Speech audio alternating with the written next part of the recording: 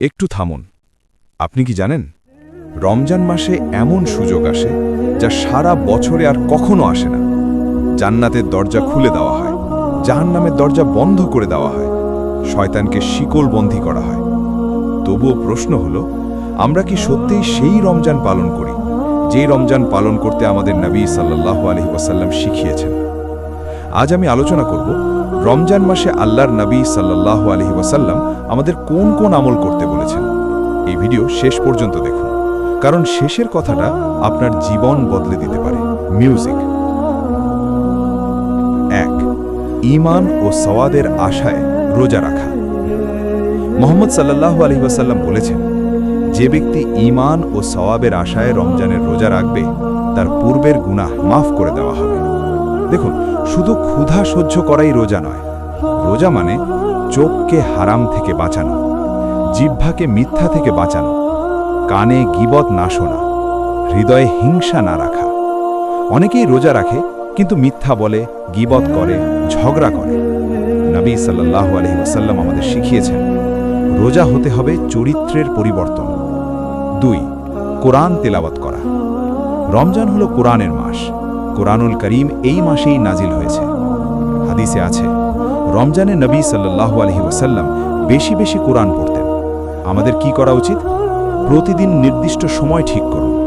10 পৃষ্ঠা না পারলে 5 পৃষ্ঠা, 5 পৃষ্ঠা না পারলে অন্তত 1 পৃষ্ঠা, কিন্তু পড়া বন্ধ করবেন না।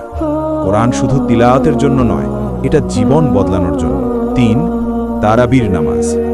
নবী সাল্লাল্লাহু আলাইহি ওয়াসাল্লাম বলেছেন, যে ব্যক্তি ঈমানের সাথে রমজানে কিয়ামুল লাইল আদায় করবে তার পূর্বের গুনাহ ক্ষমা করা হবে। তারাবি কোনো সাধারণ নামাজ নয়, এটা রমজানের বিশেষ উপহার। মসজিদে জামাতে পড়ুন, না পারলে ঘরে পড়ুন, কিন্তু বাদ দেবেন না। 4. বেশি বেশি দোয়া করুন। রমজান হলো দোয়া কবুলের মাস। ইফতারের আগে দোয়া করুন, তাহাজ্জুদের সময় দোয়া করুন। আল্লাহ বলেন, তোমরা আমাকে ডাকো, আমি সাড়া দেব। এই সময় চান গুনাহ মাফ, জান্নাত, পরিবারের হেদায়েত, রিজিকের বরকত। কাঁদতে পারলে কাঁদুন, কারণ কান্না করা হৃদয় আল্লাহর কাছে প্রিয়। 5. দান সদকা। নবী সাল্লাল্লাহু আলাইহি ওয়াসাল্লাম রমজানে সবচেয়ে বেশি দান করতেন। একটি খেজুর দিয়েও ইফতার করালে আপনি রোজাদারের সমান সওয়াব পাবেন। ভাবুন, একজন নয় 10 জনকে ইফতার করালে। রমজান হলো সওয়াব জমা করার মাস। 6. শবে কদর খোঁজা। নবী সাল্লাল্লাহু আলাইহি ওয়াসাল্লাম বলেছেন, রমজানের শেষ 10 রাতের বিজোড় রাতগুলোতে লাইলাতুল কদর খুঁজতে। এই রাত 1000 মাসের চেয়ে উত্তম। এক রাত সমান 83 বছরের বেশি ইবাদত। শেষ 10 রাতে ঘুম কমান, ইবাদত বাড়ান। এই দোয়াটি বেশি পড়ুন, আল্লাহুম্মা ইন্নাকা আফুউন তুহিব্বুল আফওয়া ফা'ফু আন্নি।